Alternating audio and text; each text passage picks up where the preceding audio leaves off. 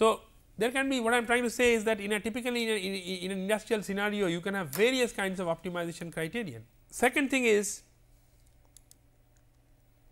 the second thing which is important for a production is that process variability, that is typically you want to maintain a certain set point you are holding, and but still the process signals or the process final product parameters, let us say a steel strip thickness coming out of a rolling mill, you have the same roll gap. So, you want that a steel bar comes of a certain width, and when it gets rolled, it should come out with a certain level of thickness, right. So, you have accordingly you have set your roll gap, right. So, this gap is gap between the two rolls you have set. So, your set point is fixed, but it turns out that there can be enormous variations in, there can be quite a bit variations in roll gaps depending on other factors. For example, the temperature of the bar which is entering. So, if the bar is heated to the appropriate temperature, it will get rolled easily. If the bar is not heated, if the bar has cooled down little bit because it was waiting to be rolled for some time, so its temperature has fallen down, then it will become considerably harder to roll, and therefore, the dimension reduction may not be appropriate, right. So, such things can give a lot of process variability, and once you have a good, see, you want for the product to sell, you need a certain quality finally. So, in the case of sometimes if you are storing in tanks, as we have said that as you are storing in tanks, and if you have widely fluctuating product quality, then you actually need a large tank such that all these variations when they actually come to the tank and finally gets mixed, then they come to an average quality. So, if you may have a small tank, then obviously integration over smaller time of a sinusoid will still give variations.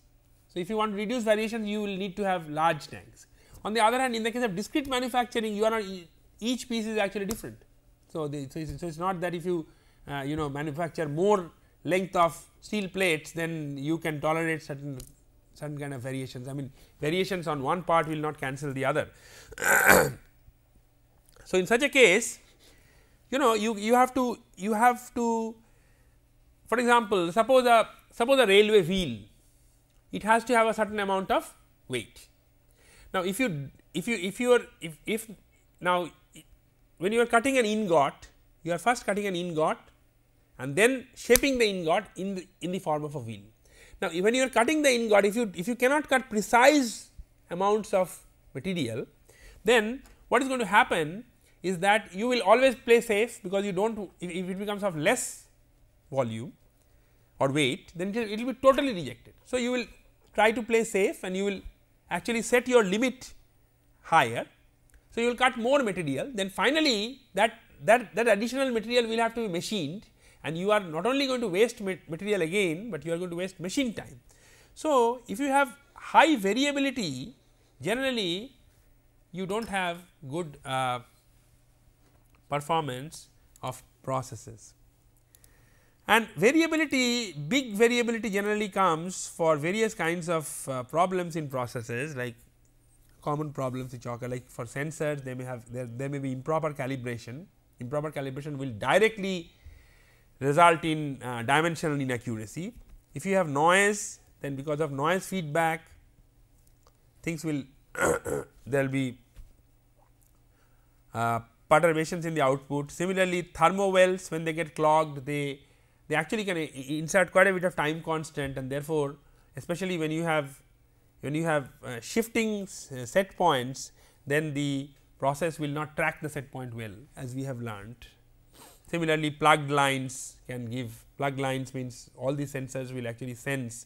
So, maybe you are sensing a pressure sensor, and you have a line which actually connects the process to the meter and senses the pressure. Now, this line, if it is plugged, then the pressure will not be properly sensed and the sensor will give bad readings. And sensor readings, as we have seen earlier, that sensor readings, sensor errors in control systems directly affect the output.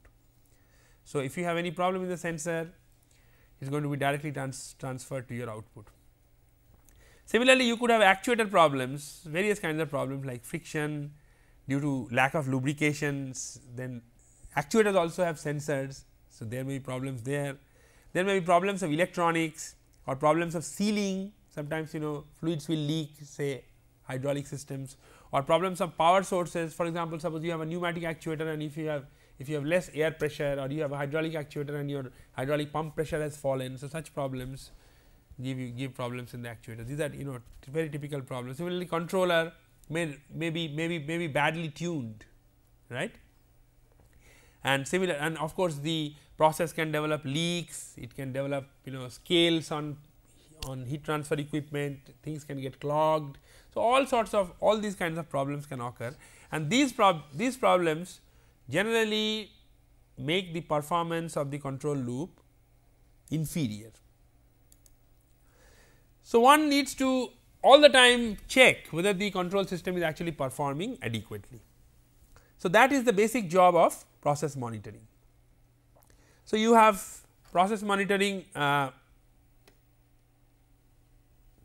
So, the basic job of process, there are you can divide process monitoring into two ways. One is performance monitoring, and the other one is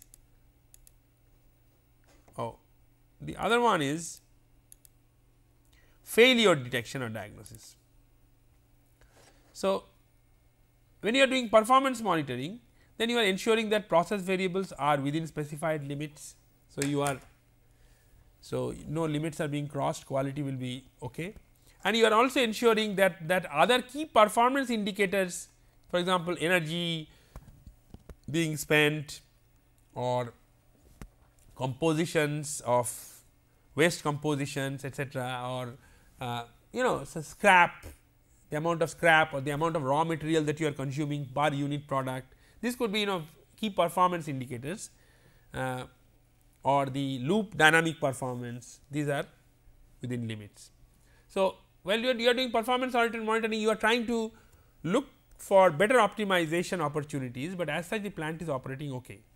Contrasted to that, you have situations where something goes wrong, something breaks. So, there are abnormal process operations, and then you have to diagnose the root cause early enough for correction. So, that it can be corrected and the operation does not get jeopardized. So, these are the two kinds of functionality, main functionality for process monitoring. Process variability checking, this is a standard control chart.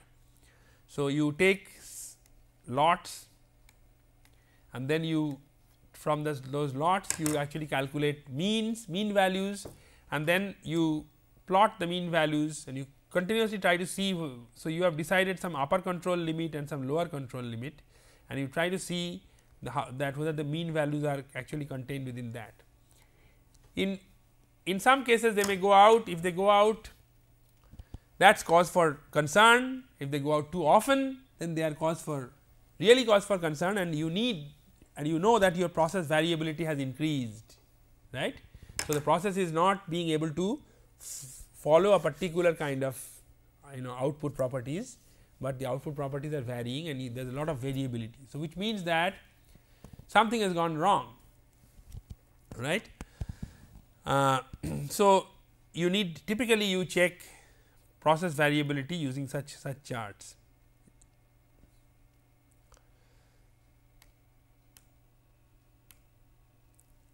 Often process monitoring, why we are showing this diagram is that in many cases process monitoring is actually done by expert operators. So, there is always a question of having man machine interfaces, and there are lots of issues in their designs, like for example, previously older this is a typically it looks like a power plant, power substation. This is a power, here is the bus, here is the bus, here are the various feeders. This is a probably some sort of machine. So, you have these are various meters, then you have relays at the back and things like that.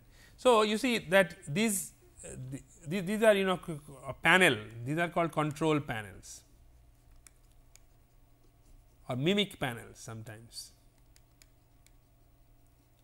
So, previously we used to have such mainly such man machine interfaces where so you have big meters and they are. So, now the design of these have to be such that that it is easily problems. See, an operator looks at hundreds of these meters, so they have to be properly color coded, so that an operator can from a distance he can quickly make out what is the source of the problem. Their placements, more important things should be right in front of the operator. Then the various controls should be such that the operator can very closely operate it. So, you have various kinds of joysticks and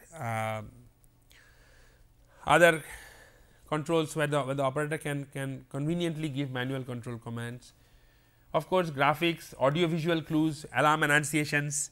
So, some lights glowing, some hooters, and proper labeling, that is each variable should be properly labeled, so that the operator can quickly make out the situation. So, there is a lot of these are called human factor engineering, sometimes referred to as ergonomics. So, there are lot of such thoughts go into the design of such man machine interfaces.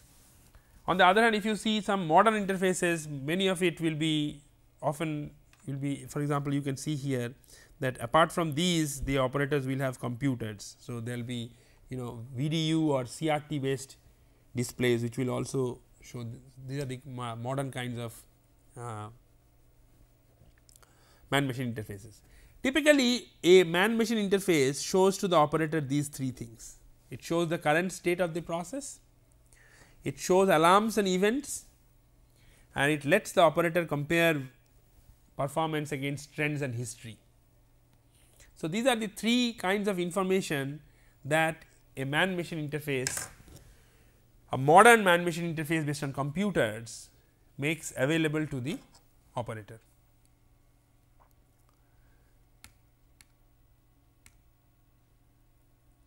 So, these are the major functions of man machine interfaces: data acquisition and display, then measure and processing. It calculates the various derived values, that is, it does not always produce raw data to the operator, because that the raw data does not sometimes requires further processing to give more meaningful operation information to the operator for effective plant operation and management. So, such measurement processing will go on.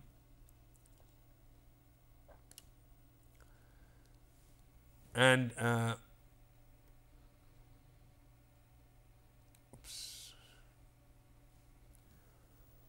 so, measurement processing, then events and alarms, it will clearly show the events and alarms, their sequences, then etc. So, how the things are happening, which signal has reached some high or low level. So, all these things, all the sequence of events that are happening in the system, it lets the operator see it. It maintains a history database and generate logs and reports. It also takes the operator commands and applies it to the plant, and finally, it integrates with the higher layers of automation, like for example, in this case which will be a which may be a manufacturing execution system. So, these are the main functions of now, it turns out that as you have seen from the previous picture, that there are hundreds and sometimes maybe close to 1,000 variables and loops that an operator may be required to monitor. So, there is a need for it is very difficult, and there is a need for automated monitoring, and therefore, purely manual monitoring requires lots and lots of experience, and even then operator errors cannot be ruled out and have occurred in various situations, just like they occur in aircraft accidents. Aircraft accidents also, the pilot has to see a whole lot of signals and take very time critical decisions. So, the control performance monitoring, automated control performance monitoring actually basically tries to determine whether the control system is performing satisfactorily. If not, then to diagnose causes of unsatisfactory performance, and then finally, it generates action which could be retuning of controllers, or it could be activating special shutdown or emergency procedures. So, this is the basic idea of performance monitoring. Now, if you want to monitor, if you want to basically determine whether something is going wrong, then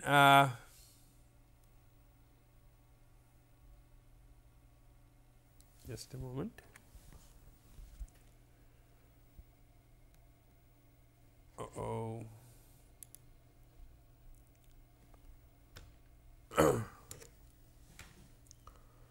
Okay.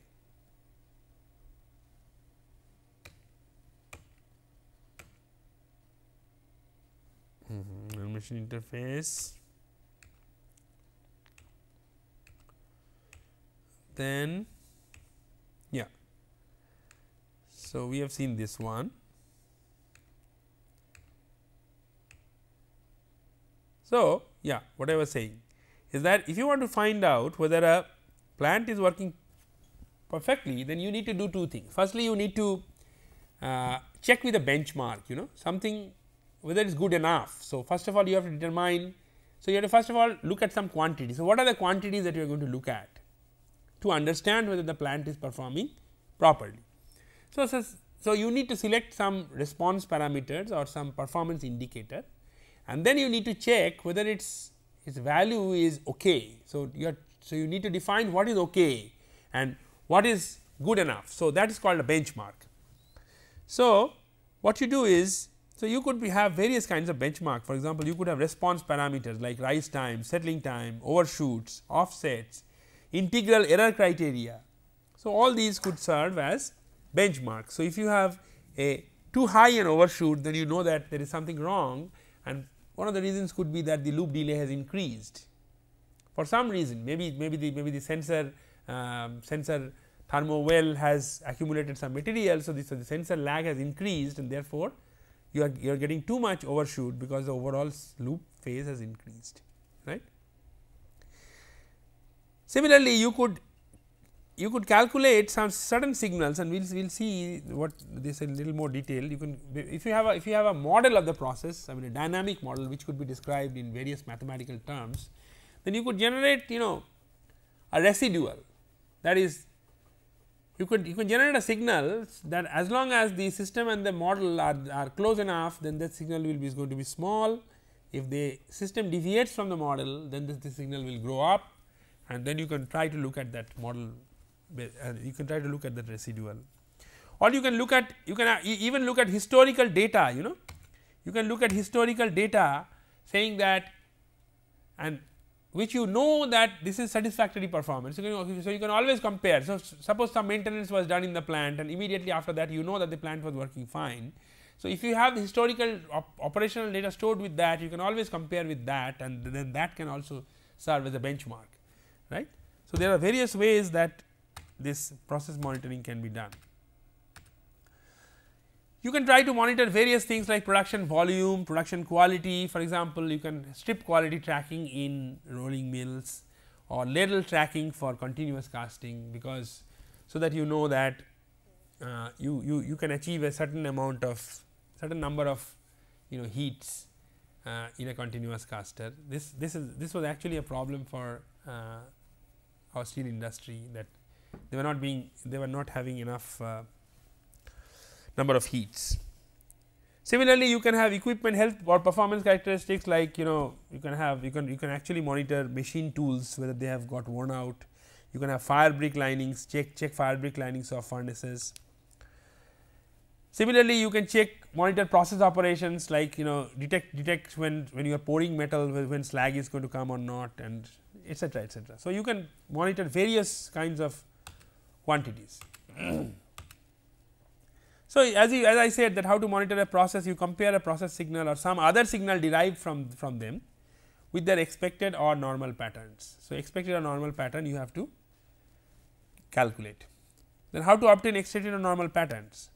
Either by checking threshold high and low limits, which you have already set, or by checking material and energy balance errors. So, for example, if you know that the mass of material which is going out is so the mass of fluid which is going in and the mass of fluid which is going out are not matching, then there could be a leak in the equipment. You can check certain parameters like heat transfer coefficients. If a tube develops scales, then the heat transfer coefficient is going to fall. Or you can also sometimes check sensor failures by physical redundancy. You have more number of sensors, so you check whether their readings are tallying. So you know that if one of them is not tallying, then you know that that sensor is faulty. So you can have several such ways of monitoring the process signals. So you continuously look at the process signals which you are acquiring, and then using various kinds of physical models or various kinds of experimental models which are mathematical models, you can do computation which can tell you whether the behavior of the process is as expected in terms of performance.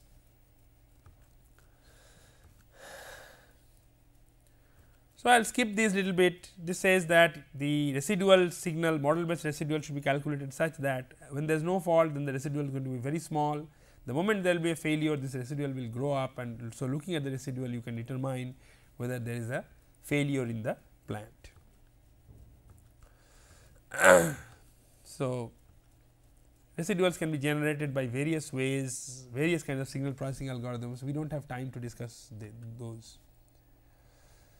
We will skip this, and before I leave this level 2. So, we were discussing level 2, and I would like to say that all these, both the optimization of set points as well as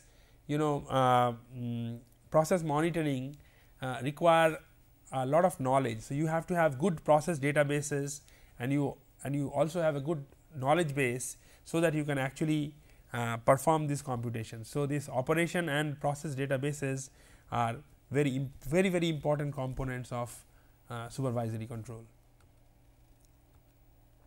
Now, we come to level 3 automation.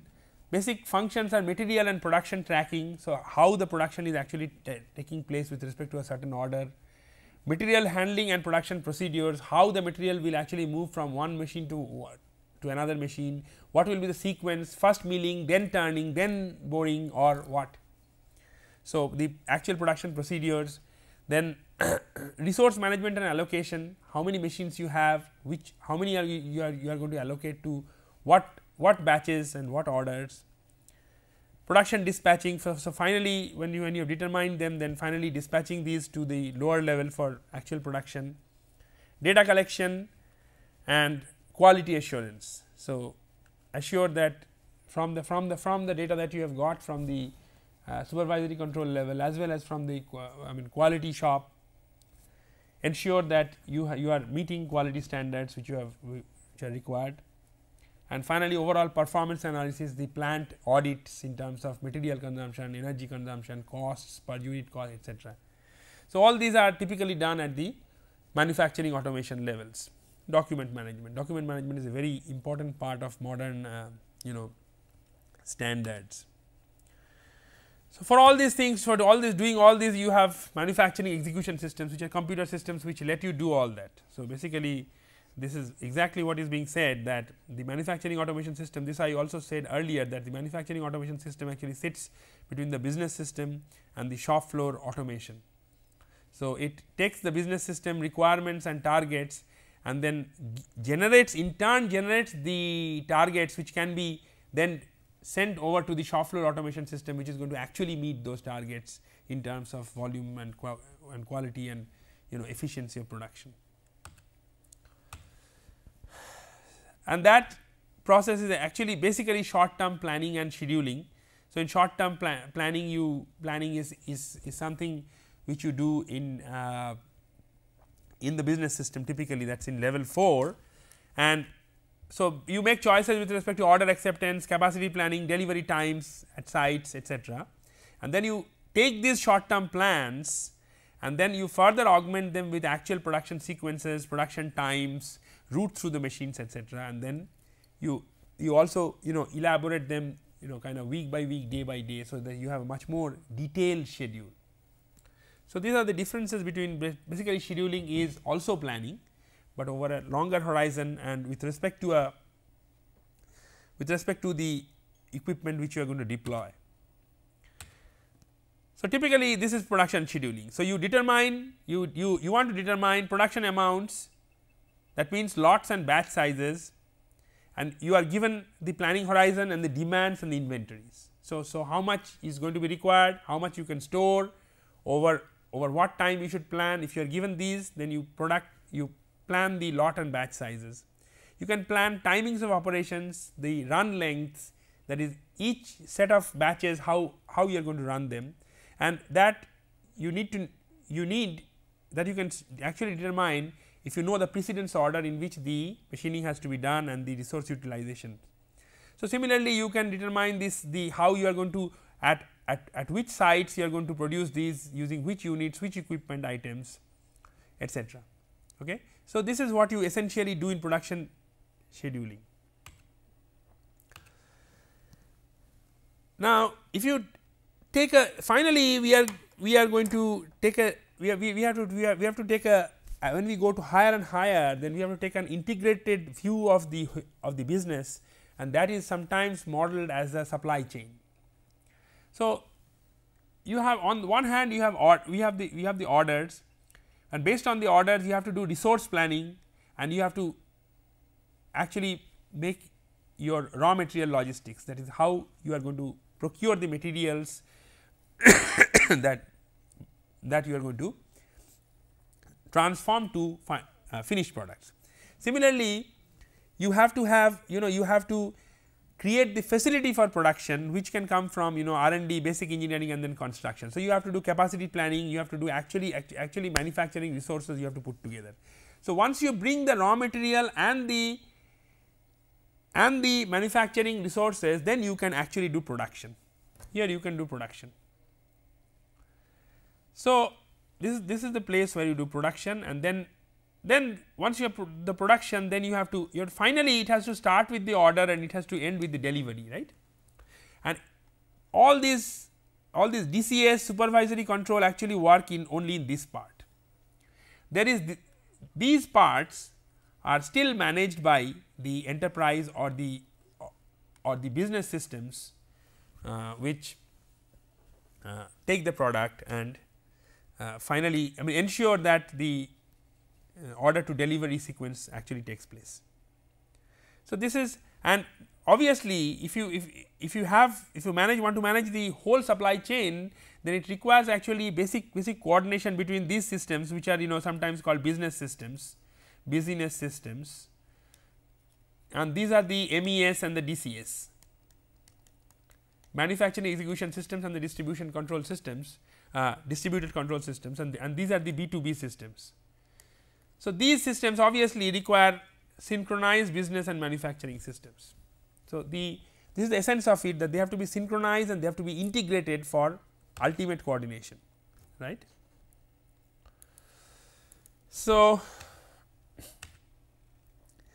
that is why you need to, so all these, so as we have told, we don't need to elaborate this, that so the enterprise level system typically decides on the business parts, long term planning, finance, human resource, and sets production goals, capacity plans, etc. And this, so basically they are also trying to do optimization, they are also trying to do planning, and so if you, so at that level you do what is known as enterprise resource planning. So, and then these enterprise resource plans have to be finally taken up by the manufacturing execution plan, and then actually they have to optimize them so that you get the response. So, the ERP system actually says that what kind of response is desired, and the manufacturing execution system creates plans for lower level systems such that such response can be generated, right. So, they need to obviously be very integrated, and this integration can actually be in both directions, that is there can be vertical integration right from the enterprise systems down to the automatic supervisory control, automatic control. So, that is vertical integration down to the machine that actually produces it, and they also require horizontal integration in the sense that you need to integrate your activities over different sites, between warehouses, factories, right. So that is spatial integration, or that's called horizontal integration. So you need integration on both sides. We will skip these because we are running out of time. So finally, I would like to just comment that for making all that happen, you need actually a lot of intelligent automation, and therefore you need a lot of deployment of industrial technologies. Finally, lesson review. So in this lesson we have talked about in brief we have tried to scan the 3 levels, level 2, level 3 and level 4 automation. And finally, you have some points to ponder. You can describe the levels of functional hierarchy, name 3 major functions, basically describe how to generate residuals, etc. So, that is all for today. Thank you very much.